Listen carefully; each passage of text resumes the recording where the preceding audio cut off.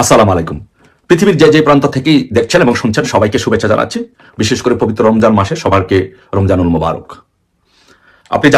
আপনারা জানেন যে বাংলাদেশের যে রাজনৈতিক পট পরিবর্তন, রাজনৈতিক প্রেক্ষাপট, সেই প্রেক্ষাপটে আজকের দিনে আমাদের মাননীয় প্রধানমন্ত্রী বঙ্গবন্ধু কন্যা দেশরত্ন শেখ হাসিনা উনি নির্দেশনা দিয়েছেন।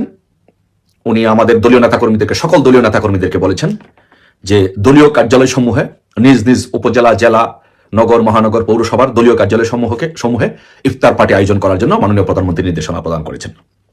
এবং উনি আরো নির্দেশনা প্রদান করেছেন যে যার যার সামর্থ্য অনুযায়ী দলীয়ভাবে, সাংগঠনিকভাবে, ব্যক্তিগতভাবে দুস্থ এবং রোজাদারদের মাঝে ইফতার বিতরণ করার জন্য এবং দোয়া মাহফিল আয়োজন করার জন্য।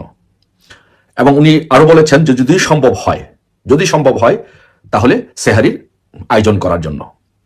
তাই আমি বলবো প্রত্যেকটি সংগঠন যার যার উপজেলা, জেলা, নগর, মহানগর, পৌরসভা সব জায়গায় নিজ নিজ উদ্যোগে, দলীয় উদ্যোগে আপনারা সকলে মাননীয় প্রধানমন্ত্রীর নির্দেশনা মেনে দলীয় কার্যালয়গুলোতে ইফতার পার্টির আয়োজন করুন, দুস্থ রোজাদারদের মাঝে ইফতার বিতরণের ব্যবস্থা করুন এবং দোয়া মাহফিলের ব্যবস্থা করুন এবং সম্ভব হলে সেহারি বিতরণের ব্যবস্থা করুন।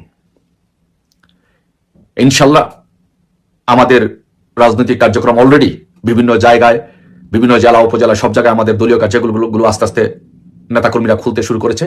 ইনশাল্লাহ সবগুলো উপজেলা, জেলা পর্যায়ে সবগুলো পার্টির অফিস ইনশাল্লাহ চিরে খুলে যাবে আশা প্রকাশ করছি। সো আপনাদের কাছে বিনীতভাবে অনুরোধ, আপনারা মাননীয় প্রধানমন্ত্রী দেশরত্ন শেখ হাসিনা বঙ্গবন্ধু কন্যার যে নির্দেশনা প্রদান করেছেন বাংলাদেশ আওয়ামী লীগের সভানেত্রী, তার এই নির্দেশনাগুলো পালন করবেন, বাস্তবায়ন করবেন এবং এইগুলোর মধ্যে দিয়ে আমরা তৃণমূলের সাধারণ খেটে খাওয়া মানুষের মধ্যে, সকল শ্রেণীর মানুষের মধ্যে সংযোগ স্থাপন করব, দলীয় কার্যক্রমগুলো বৃদ্ধি করব। ইনশাল্লাহ বিজয় আমাদের আসবেই। বাংলাদেশ আওয়ামী লীগ তৃণমূলের দল, খেটে খাওয়া মানুষের দল। সো বাংলাদেশ আওয়ামী লীগকে কেউ দাবিয়ে রাখতে পারবে না। আর পাশাপাশি এও বলছি, কেউ যদি কোনো দায়িত্বপ্রাপ্ত নেতা যদি অবহেলা করে, সেই দায়িত্ব যদি প্রধানমন্ত্রীর নির্দেশনা, মাননীয় আওয়ামী লীগের সভানেত্রীর নির্দেশনা যদি কেউ পালন না করে, তাহলে আপনারা যে দায়িত্ব নিয়ে তার জেলা, উপজেলা, বিভিন্ন জায়গায় প্রোগ্রামগুলো করবেন, এই ইফতার মাহফিলের আয়োজন করবেন এবং রোজাদারদের মধ্যে ইফতার বিতরণ করবেন, সেহরি ব্যবস্থা করবেন, আপনারা এগুলো যার যার জায়গা থেকে সব জায়গায় ফেসবুক, বিভিন্ন জায়গায় প্রচারণা চালাবেন, আমাদেরকে দিবেন, আমরাও প্রচারণা করব। পাশাপাশি এটাও আমরা প্রচার করব, কোনো নেতা যদি, দায়িত্বপ্রাপ্ত নেতা যদি, জেলা উপজেলার নেতা যদি, দায়িত্বপ্রাপ্ত নেতা যদি তার নিজ জেলার বা উপজেলার বা ইউনিটের দায়িত্ব পালন না করে, তাহলে সেটাও আমরা তুলে ধরবো। আমরা চাই প্রত্যেকটি নেতাকর্মী যে যে দায়িত্ব নিয়েছে সেই নিজ নিজ দায়িত্ব পালন করুক।